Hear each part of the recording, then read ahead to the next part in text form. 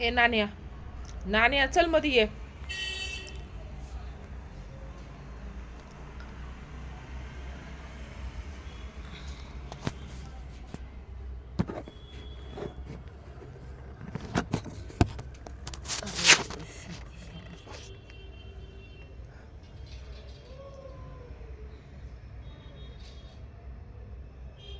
ए बाबा, ऊन शेकून शेक एवढं शेकतेत का ऊन?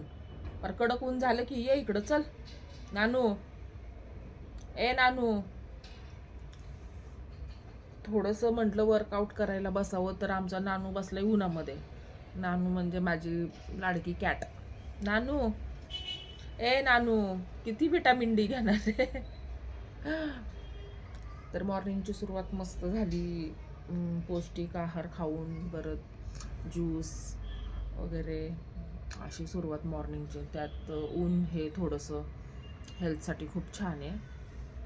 आणि हाऊसवर्क म्हणजे सगळे कामं घरी, नो फिरणं, नो कुठं जाणं नाही, येणं नाही, काय नाही, तर घरातच सगळे एन्जॉयमेंट विथ हॅपीनेस.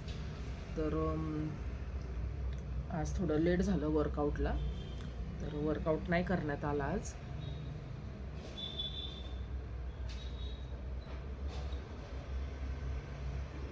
ए पिल्लू, पिल्लू, ए पिल्लू, ये चल. तर आज वर्कआउट नसल्यामुळे थोडेसे आपले मूव्स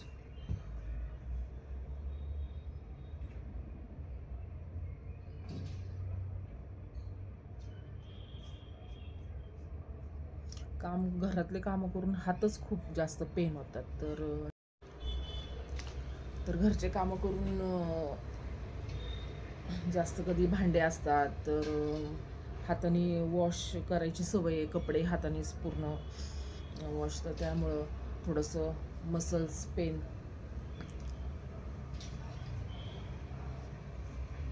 हे तर नॅचरल गोष्टी आहे. पेन काम केल्यानंतर पण थोडंसं वर्कआउट पण हातासाठी पण थोडंसं मसाज वगैरे करणं खूप गरजेचं आहे. तर हे मूव्स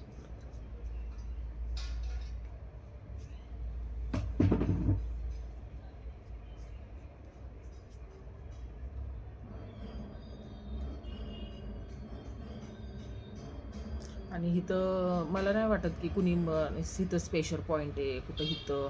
तर माझे आजोबा सांगायचे सगळे बोटं म्हणजे सगळे आपण जर मसाज केलं तर आपल्याला सगळ्याच गोष्टीची बेनिफिट. मी तर म्हणते आपल्याला काही गोष्टी माहिती नाही आहे ना, तर हे आपण असं प्रेस वगैरे करून असं पण आपण स्वतःची आपण काळजी घेऊ शकतो. तर मी हे नेहमी करत असते की असं नाही की हा स्पेशल पॉईंट माहीत नाही, हा कुठलाही माहीत नाही, सांगतात सगळं व्हिडिओमध्ये पण लक्षात काही राहत नाही. तर त्यामुळं मी हे मॉर्निंगला कधी कधी